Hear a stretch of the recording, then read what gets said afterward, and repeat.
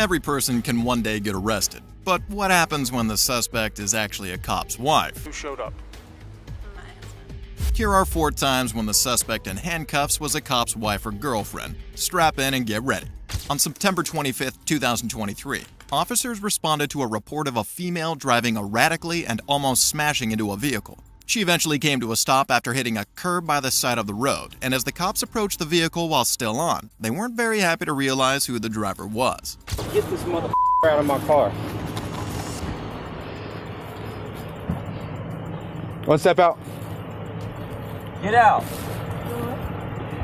While a cop approached the suspect asking her to leave the car, another seemed pretty angry and even mentioned the car being his.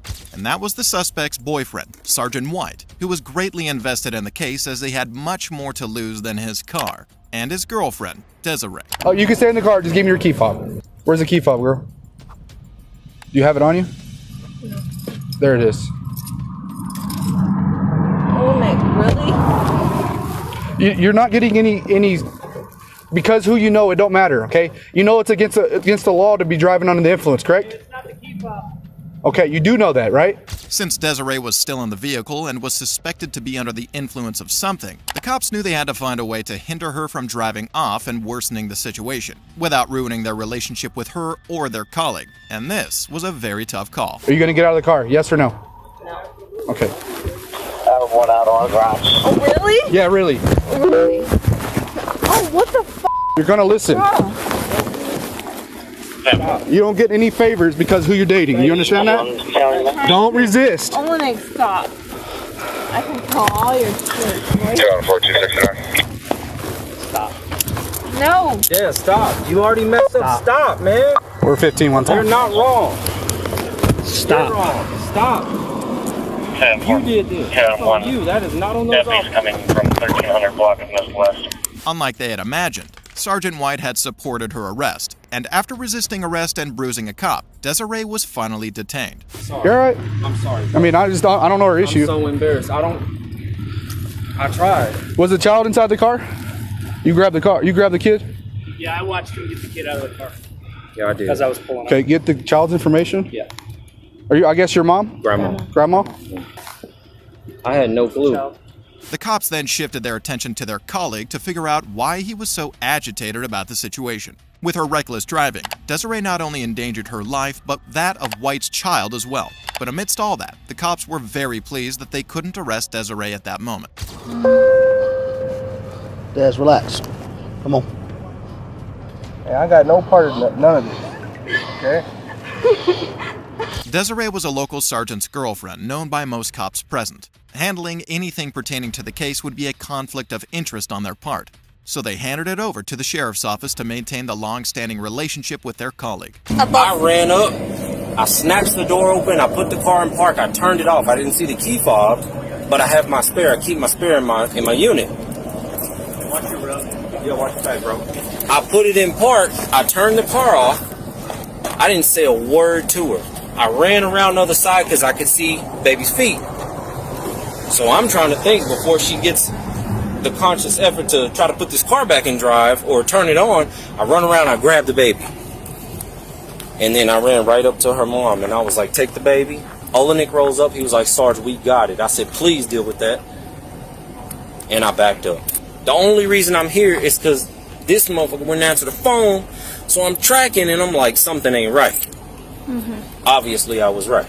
With a breath test of .36 BAC, Desiree was charged with multiple counts of battery upon a peace officer, resisting, aggravated DWI, and abuse of a child. Sergeant White was useful in his girlfriend's case, but Trooper Davis was so unhelpful, his girlfriend wanted him gone. What is wrong with you? I don't need help. I need to get away from you. On August 21, 2023, Davis filed a petition confining a woman named Michelle to a psychiatric hospital. He then tracked her down and asked an acquaintance to record the interaction, but Michelle wasn't very happy to meet Davis. What is wrong with you? I don't need help. I need to get away from you. No. This isn't normal. I don't care what anybody says. Can I please stand up? In the commitment petition Davis filed, he noted several worrying texts from Michelle which read, "I think I'm going to drive off a cliff," and "go out in style." These seemed like very concerning words and raised questions on why Michelle didn't want any help from Davis, but the answers to those questions weren't far off. You're absolutely insane. You're f***ing insane. And then you paint me to look insane as I'm sitting on the ground with my head slammed into this and that by a cop who called the cops on me. 4 months before this incident, Davis and Michelle entered an intimate relationship together, but Michelle soon ended the relationship with Davis, seemingly for various reasons. And you call the cops on me for what? For what? Oh, because I'm around a sociopath who says he can do whatever he wants. Women are objects and do whatever he wants. I'd be happy to tell them that. I mean, I don't know why you don't like when your truth, I just tell it back to you. I don't know why you don't like that. But this is unacceptable behavior. Totally unacceptable. What the f***? Davis was off duty that day. He could have been home with his kids and wife, whom he cheated on. But instead, after telling Michelle things like, "I know you're not crazy," and "I'll paint you as crazy," he was now sitting on her legs while waiting for backup to commit her to a psychiatric hospital. Who does that? You don't give a shit about anything except yourself. And if this is caring, you have a very delusional way of expressing it. Get off of me. I didn't do anything. I didn't do anything wrong except disagree with you. With bruises all over her body from being manhandled on gravel, Michelle hoped she could get off the floor, but she soon wound up in a far worse situation. I don't understand. And I can't relax. You just called the cops on me for existing. I didn't like your truth. Jesus, dude. Come on. What the fuck? What? Why are you treating me like I'm a criminal? I didn't do it. I just want to be able to stand. Back and find out where they are. Davis claimed to care about Michelle, but his use of force was visibly from a place of perceived malice. Michelle was now aggressively restrained between a rock and a hard place, causing her to rue the cause of her current predicament. I can't make up that I assaulted you. I just didn't agree with your truth. I didn't do anything wrong. I didn't do anything wrong. I just left. I don't understand. Moments later, backup arrived and Michelle was committed to a psychiatric hospital, but was released 5 days later after displaying no suicidal thoughts. The texts she sent to Davis were only a metaphorical indicator of her feelings in the relationship, and Davis was remanded to jail without bail with a litany of charges including strangulation, unlawful restraint, and official oppression. Davis claimed to arrest his ex out of care, but the next cop didn't stay to own up to his actions. Who showed up? My husband. On November 12, 2017, a police officer was notified of a physical altercation involving 2 men. But upon getting to the scene, he only saw one of them, and that ended up a good thing for him. So, what happened? Someone ran down the hill. I was sitting here exercising and just came down and jumped me and started hitting me in the head. Do you know him? Yeah. Okay. The man had been exercising at the park when another man assaulted him. Luckily, a passerby was present to stop the fight from escalating. And even though the man didn't disclose what caused the fight, the cop had a pretty good idea. And from what I understand, this is his wife? Yeah. Yeah? Okay. So, you had any beef with him? Any issues? There's been an ongoing issue, but nothing physical until now. Okay. You want to press charges? No? Okay. The man was at the park with a woman, and he got jumped by her husband. While the relationship between the man and the woman isn't clear, I'd say it's safe to assume that the woman's husband didn't like that they were together, and rightfully so. Apart from the swelling on the victim's head, the cop was unsure of the extent of his injuries. So while they waited for emergency medical services, he carried out a test on him, after which he would make a remarkable discovery. You know what day of the week it is, Sean? It's Sunday, You know what month we're in? November What year is it? 2017. Who's president? Trump. How many quarters in a dollar? 4. Okay. You have any medical issues?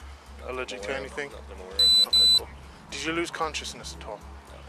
Did he just use his hands, feet? I think just his hands, yeah. Okay. Assured he was cognitively sound, the cop shifted his focus to the wife of the assailant, Stephanie, who was a witness to the assault and held information that the cop could only wish was false. Who showed up? My husband. Okay. What's your husband's name? Josh Malachi. Huh? Josh Malachi.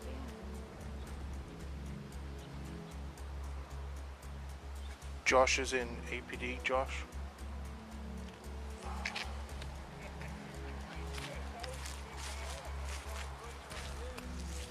Stephanie's husband, Joshua Malachi, was an Albuquerque Police Department officer suspended from duty for a DWI crash. 3 months later, Joshua was back in the police radar, this time for assault. The cop knew the case had become more complicated, but he later realized that it was even more complicated than he thought.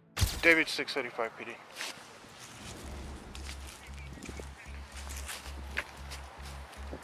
Can you have a supervisor respond out here, please? Negative code. The cop radioed in a supervisor to get clarity on handling the case. Now, knowing the assailant was a police officer well-trained in combat and use of firearms, the cop was surprised by the victim's resolve. So, I'll ask you again, Sean, do you want to press charges? I mean, it's totally up to you. If you don't feel safe, if you feel like this is going to progress onto something, it's going to get written up anyway. And What does that mean? There's going to be a report made, and it's going to go. I take it you know who her husband is. Yeah. So it's going to go up through the department. You know who he is too, right? Yeah. It's going to go up through the department, and it's going to go to internal affairs because he still is an employee. But if you don't feel safe, I mean, even after this, if something else happens, call us back. I'm going to give you a case and a CAD number, and you can reference it off of that. The man refused pressing charges against Joshua and instead expressed concern for Stephanie, who thought herself to be the cause of her husband's problems. That time when he did his whatever, he was coming to try to find me, I'm pretty sure, so.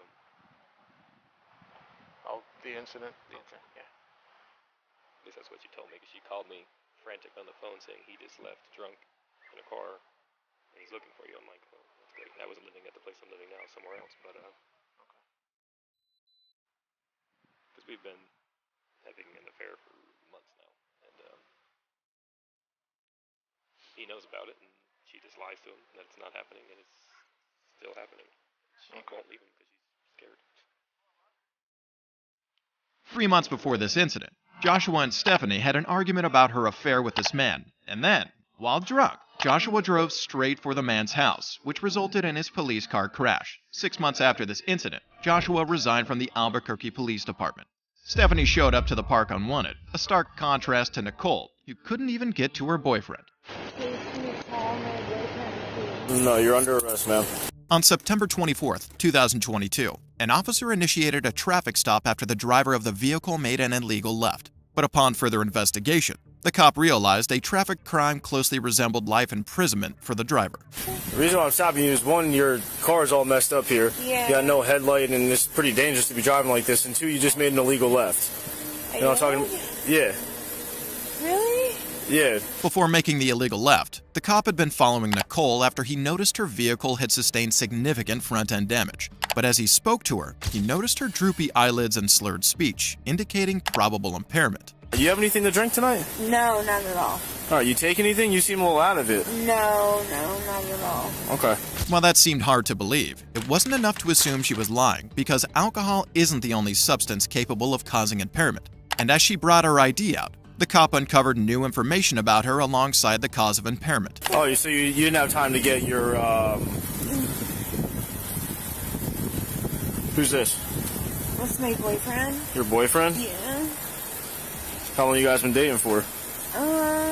Like a couple months. Couple months? Yeah. Or you can hold on to that. Along with her business card, Nicole handed the cop an ID of her boyfriend, who was a state trooper. The cop returned the ID, but it fell, and as she tried to pick it up, the cop wanted her as far away from the vehicle as possible.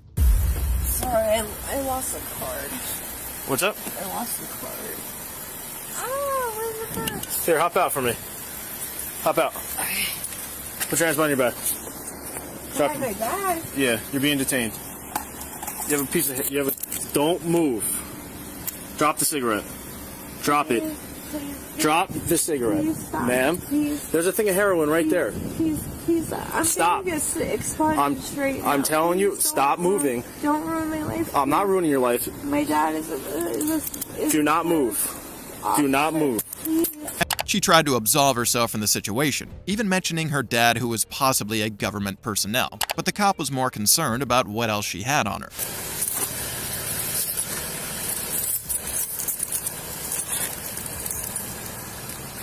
thought you didn't have anything else on you. I don't